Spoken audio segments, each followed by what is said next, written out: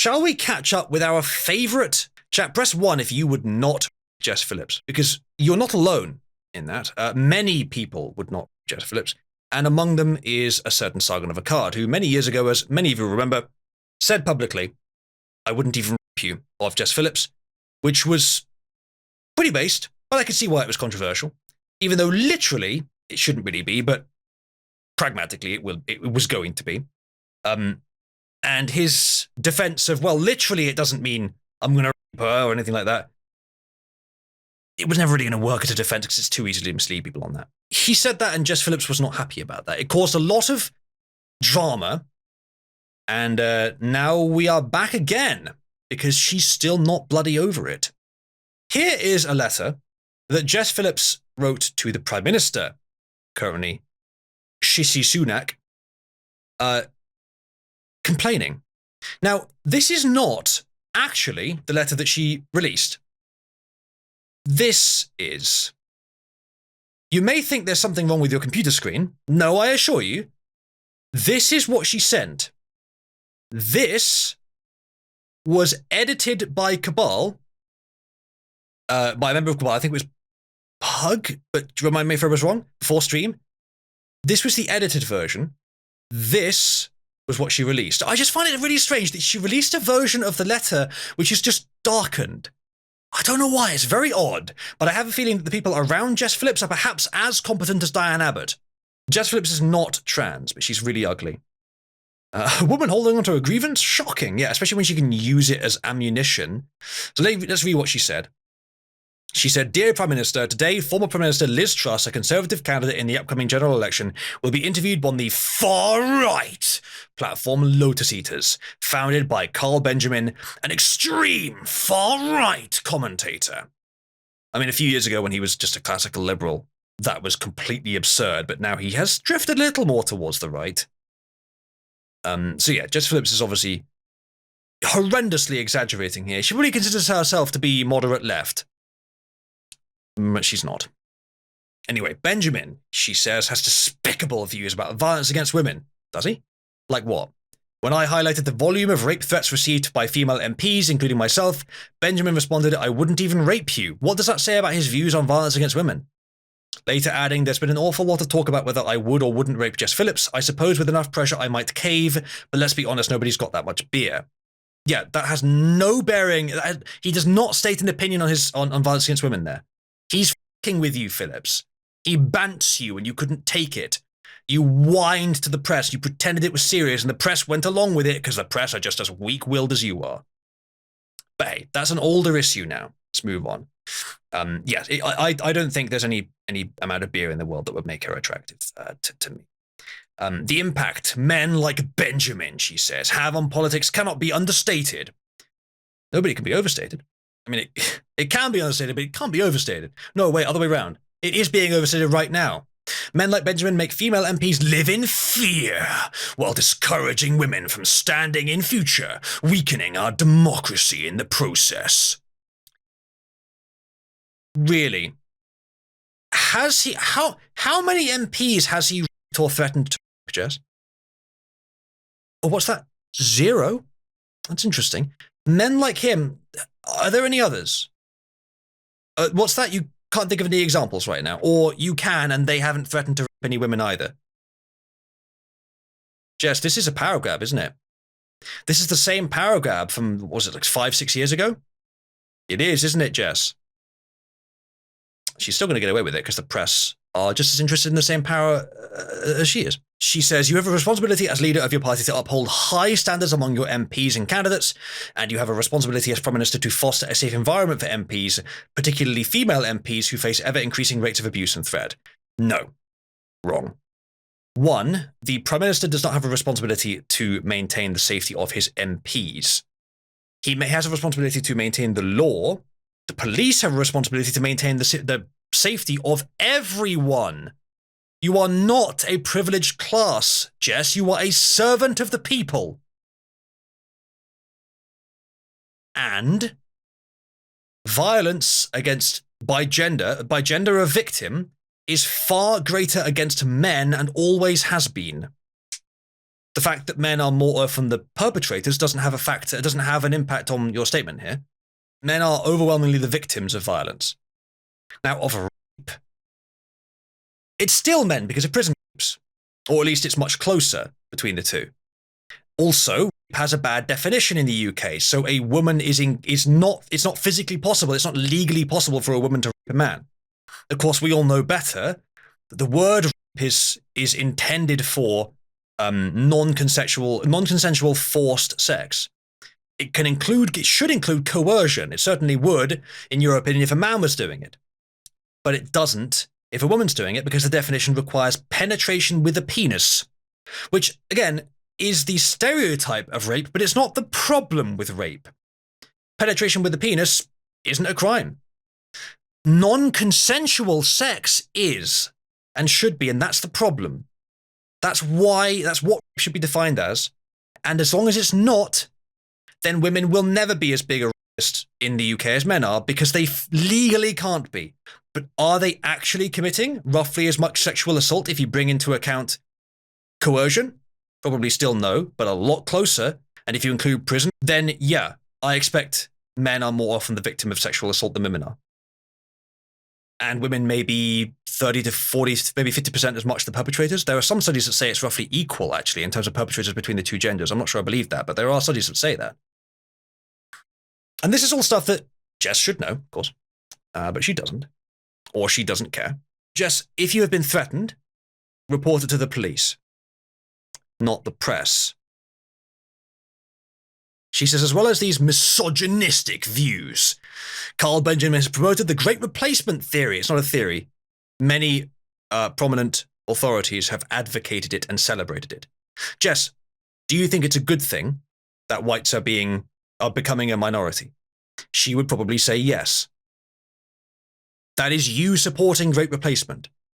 Whether you believe it's deliberate or not, someone is choosing to bring in people mostly from the third world, whether it's in our country, whether it's the people funneling them through Europe. There are groups who are deliberately choosing Africans and third world and Middle Easterners to funnel into Europe.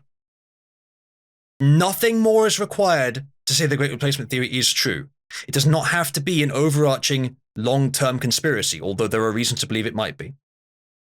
Either way, Jess, you cannot deny that replacement is happening. And you would say it's good. Moving on. And shared fringe conspiracy theories, such as that the World Economic Forum is trying to control society. Oh, that's crazy. Who would assume that an organization that has the power to control societies would use that power? That would never happen. That would never happen. That's even before you go into the specifics. The fact that they openly admit that they do want to change society. The Great Reset, for example, they openly advocate it. That is not a conspiracy theory. That is their policy. Public policy. They proudly advocated for it. He recently launched the group's Hearts of Oak. I didn't hear about that. With far-right thug Tommy Robinson. You know, it would be easy to call someone a thug if you only ever record them acting in self-defense. As it turns out, Tommy Robinson does not start fights. He does end quite a few fights, but he doesn't start fights. It's just that the only footage that gets out is the fight. And I wonder if there might be a reason for that. I wonder if it might be beneficial to the powers that be to send left-wing activists after him specifically, and there's plenty of reason to think they're targeting him specifically, plenty of reason, in order to create footage of him being in violent situations so that they can call him, I don't know, a thug. Tommy Robinson is working class, or at least started working class, but he's actually intelligent. He actually believes things and can articulate them well. He is not a thug. He is an activist and a journalist. And frankly, a British hero, as long as he's not containment, which some people think he is, but I haven't seen much reason to think so. But I hadn't heard of Hearts of Oak, Sargon's latest venture. Hopefully it goes well, because as much as Sargon and I have disagreed on a lot of points recently, and as much as Sargon has seemingly acted very inadmirably in our personal conduct by blacklisting me with no reason given, possibly on the basis of a lie that he didn't check. Despite those facts, he is still a force for good in the UK, so best of luck with whatever this venture is. Jess goes on, it is clear that anyone willing to appear on this hateful platform is not suitable to be a candidate for any political party. She says even Reform UK deselected one of its candidates after his harmful views and work as a content creator for Lotus Eaters was exposed. Which is nonsense. Lotus Eaters is not extremists. They are actually quite representative of a large portion of the right. Unfortunately, some of their views are not to my liking, but it's not because they're extreme, really. Just because they're stupid. Reform UK deselecting candidates for ideological reasons is not good. Because Jess likes it. She goes on, if you have any decency, you will deselect Liz Truss as Conservative candidate for South West Norfolk. Anything less than this will show how weak you are and how far the Conservative Party has sunk. Now then, should Rishi Sunak assent to the demands of one of his opponents? No. Is he likely to just accept his opponent's demands? No. But is he likely to go along with the establishment's continued gatekeeping and regulation of power such that no one who opposes the establishment broadly gains any power? Yes. Is his allegiance more to his class than to his ideas? Yes. And so might he actually do this? Yes. We will see. But frankly, if Liz Truss gets deselected, which she must expect it to happen any day now, it won't be only because of this. It will be because she's been palling around with Farage, because she's been flirting with the idea of joining Reform UK, not explicitly, but clearly implicitly, and because she was Sunak's opponent. And because she was sabotaged, probably because she was actually one of the only good candidates. Actually, again, I thought some of her ideas were crazy, but just crazy enough to make a difference, you know? Interesting, anyway. These would be the reasons that he deselects her or punishes her in any way if he does. Or at least they would be a large part of it. However, does he have the political capital to try and get rid of her? No! He doesn't have the political capital to pick his nose in the House of Commons. He has so little support. He, primarily and almost entirely he, has presided over the transition from one of the Conservatives' greatest victories in 100 years to what is about to be one of their greatest losses in 100 years in the course of one election cycle, over which time, I believe for most of that time, he has been in charge. He's presided over that, and he is quite clearly the driver of it because people just don't trust him or like him. So I don't think he has the little capital to get rid of anyone. I think he's so desperate for anyone who'll stand even vaguely with him that he won't work with Liz Truss. And if he does, it might be to his great detriment. Was Sargon one of the founders of that? Hearts of Oak. Okay. Hearts of Oak. Apparently, I shouldn't have taken Jess Phillips' word for it. Why did I assume her research was on point? Apparently, Hearts of Oak, Sargon wasn't even one of the founders, and neither was Tommy Robinson, and it was launched in 2020. Okay. Yeah, I tend to take people at their words when they're acting formally, but I guess I shouldn't. I guess Jess was either wrong or was just flying here. Like, when it's something that shouldn't be controversial, when it's something that is the beginning of conversation rather than the accusation, I tend to assume that they're correct, but I guess I shouldn't, especially with Phillips. Like, again, this is not the letter she released. This is the letter that you would release if your tech team is incompetent, if you yourself have low tech standards, low production quality standards. The kind of people that would produce this weird abomination would certainly have a shitty research process, I expect. Yeah, fair enough. Do you know what I think that what they did here? I said at the beginning, but for anyone that missed it, I think they rendered the letter, and then some bright spark, either in their organization or maybe a civil servant or someone around the office, someone around who was observing it, said, "That's kind of bright. Dark mode is popular these days. Can we make it darker?" And that was just that was all it took. Because at that point, all the retailers were going to do was look for a service that would darken it. That is the filter that's been used here. the darken filter.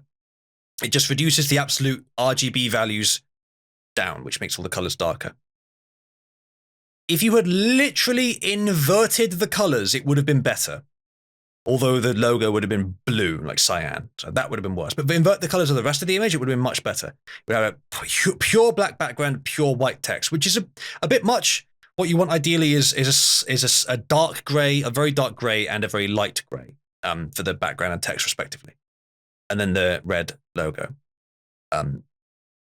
Though the pure red doesn't look too good on the dark gray, so maybe that wouldn't have looked great. But I think that's what they did. I think they searched for the darken filter and they thought, well, I don't know how to do it. This'll do. Throw it out there. And they did. And absolute incompetence.